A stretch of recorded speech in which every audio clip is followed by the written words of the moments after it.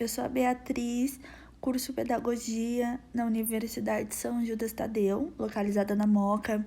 Estou no 5º semestre, participando do projeto EJA sobre o estágio, com a orientadora Cristiane Simões. Bom, e hoje nós vamos falar um pouquinho sobre a psicogênese de Emília Ferreiro, os níveis psicogenéticos da escrita e como podemos identificá-los na alfabetização de jovens e adultos.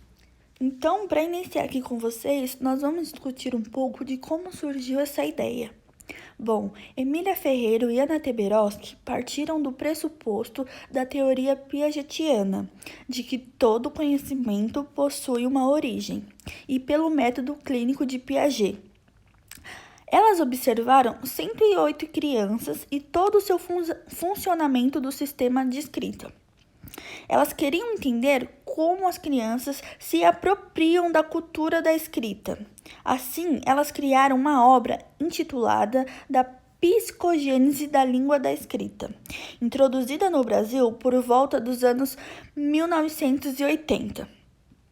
O fato de questionarem e considerarem o que as crianças sabem antes da alfabetização, que é a entrada da escola, modificou toda a forma de pensar da época. E ainda hoje, tais ideias embasam muitos profissionais. Diversas práticas construtivistas foram lançadas no dia a dia na sala de aula por influência da psicogênese da língua da escrita. Nessa obra, as autoras criticam os métodos utilizados para a alfabetização e afirmam que há uma verdadeira escrita inibida pelos métodos tradicionais, visto que estes utilizam a cópia como ferramenta fundamental. Mas a verdadeira escrita seria a escrita espontânea, aquela que proporcionaria à criança pensar sobre as regras que constituem o sistema da escrita. Bom, Ferreiro e Teberoski sustentam que a grande maioria das crianças com 6 anos de idade sabem distinguir textos de desenhos. Aquelas crianças que ainda leem desenhos e não letras são crianças que não têm contato com a escrita em seus diversos materiais. Então, através de todos os estudos e análises, surgem os níveis psicogenéticos da escrita. Eu trouxe aqui para vocês um relato de uma professora, onde ela diz como esses níveis são apresentados na educação de jovens e adultos, que nós encontramos eles no dia a dia, no cotidiano. Bom, na educação de jovens e adultos, eu tenho encontrado todas as evidências que Ferreiro tem apontado, desde a escrita com pseudoletras, com rabiscos ou com bolinhas, o nível pré-silábico, de rabiscos até pequenos e grandes repertórios de letras, o silábico, se utilizando de vogais, e existem adultos que não sabem que se escrevem com letras, outros que escrevem com bolinhas, rabiscos e números também. O ano passado, eu tive 2 alunos que, ao pedir a eles numa lista de palavras que colocassem números, ambos colocaram bolinhas. Em outros momentos, com alunos da construção civil, os adultos tiram uma atividade do quadro, eles veem letras, mas escrevem bolinhas. No segundo comentário diz assim: eu tenho trabalhado com turmas de adolescentes e mesmo assim eu ainda encontro alunos no nível pré-silábico bem elementar, ainda escrevendo com rabiscos ou desenhos, e há pouco tempo tive a oportunidade de ver atividades de uma colega do 1º nível, onde os adultos também usam essa representação para a escrita. Bom, mas como são caracterizados esses níveis psicogenéticos? Vamos ver? Para começar, os níveis são divididos em 5. O nível 1 é o pré-silábico. Neste nível, a criança tem traços típicos a rabiscos, linhas e formas semelhantes a M's em letra cursiva, como é observado na imagem abaixo. Apenas quem escreveu sabe o que significa. As crianças não distinguem escrita e desenhos, elas recorrem à utilização de desenhos. Elas desenham em vez de escrever. Outra característica é o tamanho do rabisco. Eles variam de acordo com o tamanho do animal, objeto e etc. Por exemplo, a criança escreve boi de forma grande e formiga de forma pequena, porque elas não conseguem distinguir a realidade e a palavra. A criança não tem essa claridade de que a palavra é apenas uma representação da coisa. Isso se chama realismo nominal.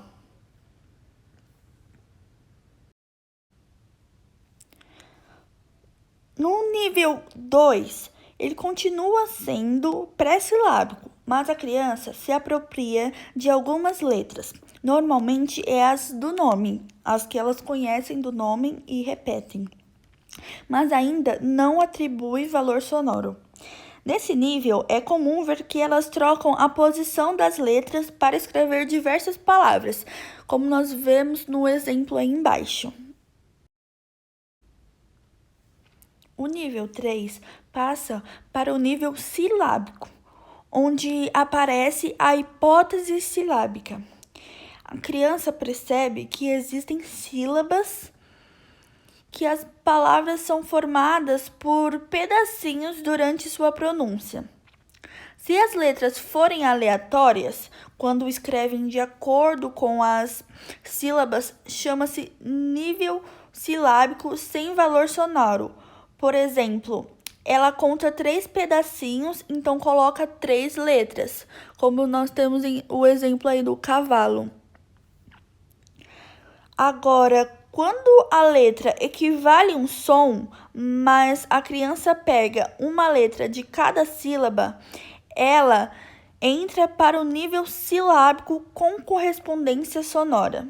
Exemplo, ela quer escrever árvore e escreve AV. Ela usa as letras correspondentes às sílabas. Agora é o silábico alfabético. É o nível 4. Nesse nível ocorre a passagem da hipótese silábica para a alfabética. A criança se apropria de uma análise de fonema a fonema e faz combinações. Ela percebe que uma sílaba é composta por mais letras. Neste nível, a criança já está alfabetizada, mas ainda escreve foneticamente como se fala, como está no exemplo aí abaixo, que ela escreve cavalo. E por fim, o nível alfabético, que é o nível 5, é onde desenvolve uma análise fonética. A criança consegue, para cada sílaba, fazer um arranjo. E daqui para frente, elas terão outros desafios, como, por exemplo, a ortografia. Então, neste nível, a criança já se atualizou, vamos dizer assim. Ela passou por todas as fases de atribuir valor sonoro, perceber que uma sílaba equivale uma ou mais letras e assim por diante. E agora ela terá que se apropriar da língua culta. Bom, gente, espero que tenham gostado e eu vou deixar para vocês um vídeo para vocês perceberem como é essa prática, como essa teoria se encaixa na educação de jovens e adultos, na alfabetização dos adultos. Bom, um beijo e até a próxima. Aqui no Brasil tem vários estudos realizados aqui mesmo que mostram, que comprovam que essas fases pré-silábico, silábico, ocorrem também no processo de aprendizagem de jovens e adultos.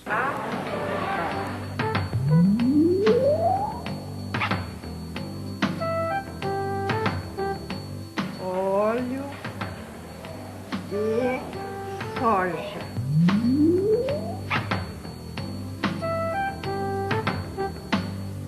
Não se vê muito, é mais raro, é muito raro os adultos apresentarem aquelas fases mais primitivas, de não diferenciar desenho de letra, ou aquelas fases mais primitivas de fazer bolinha, aquelas coisas não aparecem muito nos adultos. Vamos ver o que pensa sobre a escrita um aluno da professora Angélica, que está em processo de alfabetização. Roque e sua colega estão escrevendo uma lista de cesta básica. A professora pede que escrevam a palavra arroz. Com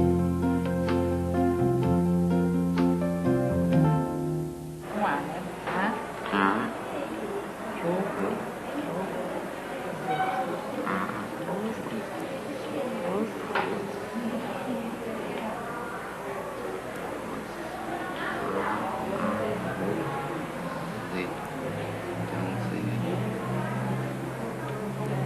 É, mas tá errado.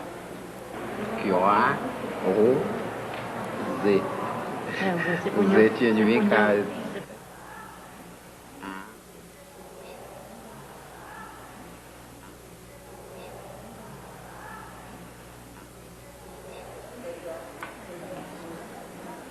Arroz, Z.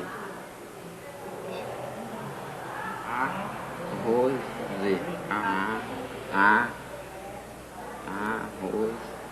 Z. Ai, tá errado, tá errado. Aqui. Arroz, Z. É o M aqui, não é o. Põe o... Não sei, mas eu acho que vai os dois R, que é arroz. Mas tá errado esse arroz aí. O que está acontecendo com o Roque? Ele costuma produzir escritas silábicas, mas quando escreve arroz, tenta incorporar outras letras. No entanto, nenhuma das escritas o satisfaz. Roque parece ter uma imagem mental da palavra arroz que provavelmente lhe sugere o uso dos dois R's e do Z.